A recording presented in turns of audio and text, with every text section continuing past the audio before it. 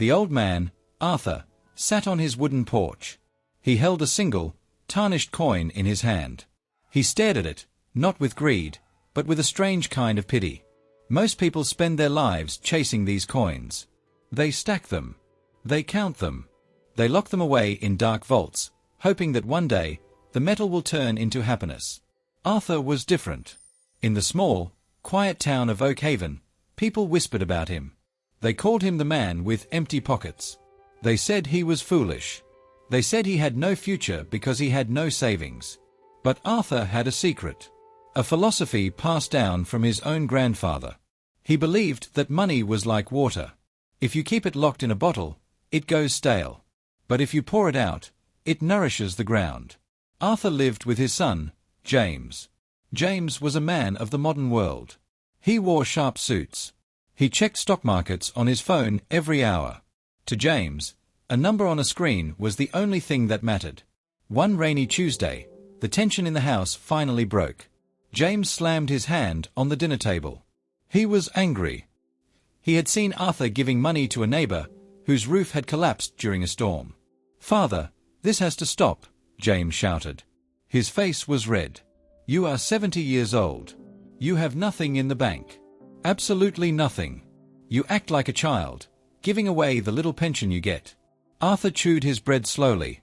He looked at his son calmly and said, "I did not give it away, James. I used it."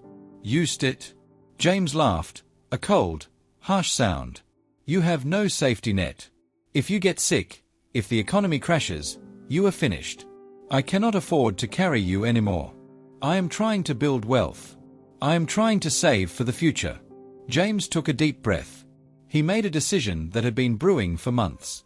"You have to leave, Father. I am selling this house. I am moving to the city to be closer to the investors. You can take the old cabin by the river. That is all I can do." The cabin was little more than a shed. It had no electricity. The roof leaked. It was miles away from town. It was a betrayal. Arthur had built this house with his own hands 40 years ago. He had given the deed to James when his wife passed away, trusting him. Now, that trust was broken. Arthur packed his bag. He took his clothes, a few books, and his old set of carpentry tools. He walked out into the rain without looking back. The first few months at the river cabin were brutal. The winter air bit through the thin wooden walls. Arthur was alone. The silence was heavy. At night, he shivered under thin blankets. He felt the sharp sting of loneliness. He thought about his son in a warm, luxury apartment in the city, watching numbers grow on a screen. Arthur felt old. For a moment, he wondered if James was right. Maybe he was a fool. Maybe he should have hoarded every penny. He looked at his empty hands. He had no money to buy firewood. He had no money to fix the roof. But then, Arthur remembered the lesson. Never save money. Use it. He had $10 left in his pocket, the last of his monthly allowance. He walked to the village. He did not buy cheap food to survive another day. Instead, he went to the hardware store. He bought a small box of high-quality nails and a bottle of wood varnish. He returned to the cabin. He went into the forest and found fallen timber. Oak. Strong and seasoned. For 3 days, Arthur worked. The sound of his hammer broke the silence of the river. He built a chair. It was not just a chair. It was a masterpiece, smooth and sturdy. He carried the chair to the village market. He did not ask for money. He traded the chair to the local grocer for 3 months' worth of vegetables, flour, and oil. The grocer was delighted. He told the baker about the chair. The baker needed new shelves. Arthur built the shelves. The baker paid him in fresh bread and hot pies every morning. Arthur did not put the extra bread in a safe. He shared it with the fishermen down the river. The fishermen, in return, brought him fresh trout and helped him fix the leaking roof of the cabin. Years passed. The cabin was no longer a shed. It was a beautiful, warm home. The garden was full of vegetables. The workshop hummed with activity. Arthur still had very little money in the bank. If he earned $100, he spent it. He paid a young man to help chop wood, creating a job. He bought better tools. He bought seeds. He invested in the community. He was never rich, But he was never poor. His savings were not in a vault. His savings were in the baker who would never let him starve.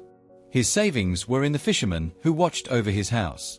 His savings were in the skills of his hands. Meanwhile, in the city, the winds changed. A massive financial crisis hit. Banks collapsed.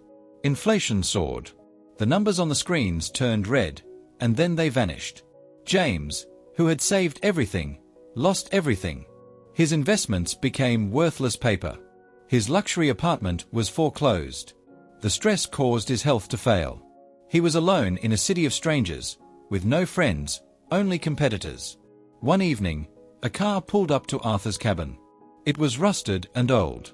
James stepped out. He looked 20 years older. His suit was frayed.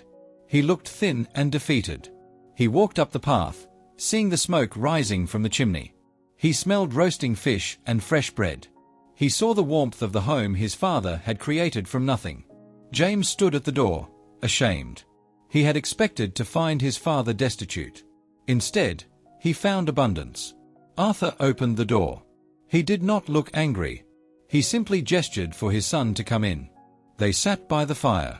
James ate the food greedily. When he finished, he looked at his father with tears in his eyes. "I saved every penny," James whispered. "I did everything right. I didn't spend. I didn't enjoy life. I just saved. And now, it's all gone. How do you have all this, father? You never saved anything." Arthur poured tea into 2 clay mugs. "I never saved money, James," Arthur said softly. "I planted it." He pointed to the food, the house, and the warm fire. "Money is like a seed. If you store seeds in a sack for 20 years, they rot. They become dust. But if you plant them, they become trees. They become fruit. They become a forest that protects you from the storm." Arthur placed a hand on his son's shoulder. "You trusted the bank to save you. I trusted my hands, and the people around me. True wealth is not what you have locked away. It is what you have built around you." James wept. For the first time in his life, he understood. He had been poor with millions in the bank. His father had been rich with empty pockets. Arthur did not turn him away. He handed James a piece of wood and a carving knife. "Start here," Arthur said. "Let's build something real. The currency of life is not the paper in your wallet, but the value you create and the relationships you nurture. When you hold on too tight, you lose everything. When you let go and create value, it comes back to you 1,000 times over." Here is a question for you to think about. If all your bank accounts went to zero tomorrow, who would be there to help you, and what skills would save you?